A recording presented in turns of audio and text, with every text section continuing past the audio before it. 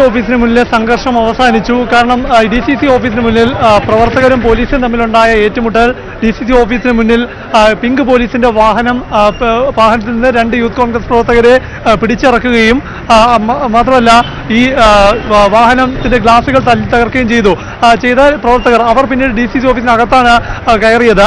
അപ്പോൾ ഈ പ്രവർത്തകരെ പിടികൂടാൻ വേണ്ടി പോലീസ് ശ്രമം നടത്തി, അകത്തേക്ക് കയറി പിടികൂടാൻ ശ്രമം നടത്തിയതാണ് മണിക്കൂറുകളോളം DCC ഓഫീസിന് മുന്നിൽ സംഘർഷത്തിൽ കലാശിച്ചത്.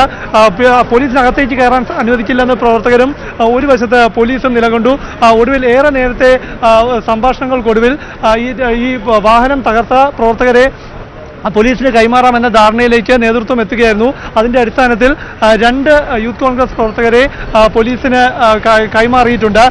യൂത്ത് കോൺഗ്രസിന്റെ നിയമ assembly secretary Haidar Ali, Cheriyathura unit president Fanok എന്നിവരെയാണ് കൈമാറിയതായി നമുക്ക് ലഭിക്കുന്ന വിവരം. മ്യൂസിയം സ്റ്റേഷനിലേക്ക് ഇവരെത്തിച്ചു എന്നതാണ് അറിയുന്നത്. ഇതിന്റെ പിന്നാലെയാണ് പോലീസ് പാർട്ടി ഇവിടുന്ന് പിന്മാറിയിട്ടുണ്ട്. പോലീസ് ഇവിടെ വിന്യസിച്ചിരുന്ന പോലീസ് സേനാംഗങ്ങളെയും ഇവിടുന്ന് പിൻവലിച്ചു കഴിഞ്ഞിരിക്കുന്നു. യൂത്ത് കോൺഗ്രസിന്റെ പ്രവർത്തകർ അവർ ഇവിടെ ഏതാനും പ്രവർത്തകർ മാത്രം ഇപ്പോൾ ഈ DCC ഓഫീസിന്റെ കവാടത്തിലുണ്ട്. ഒരു കാരണവശാലും പോലീസിനെ DCC ഓഫീസിനകത്ത് കയറി പ്രവർത്തകരെ പിടികൂടാൻ അനുവദിക്കില്ല, അറസ്റ്റ് ചെയ്യാൻ അനുവദിക്കില്ല എന്ന ശക്തമായ നിലപാടെടുത്ത് പ്രതിരോധിക്കുകയായിരുന്നു യൂത്ത് കോൺഗ്രസ് പ്രവർത്തകർ.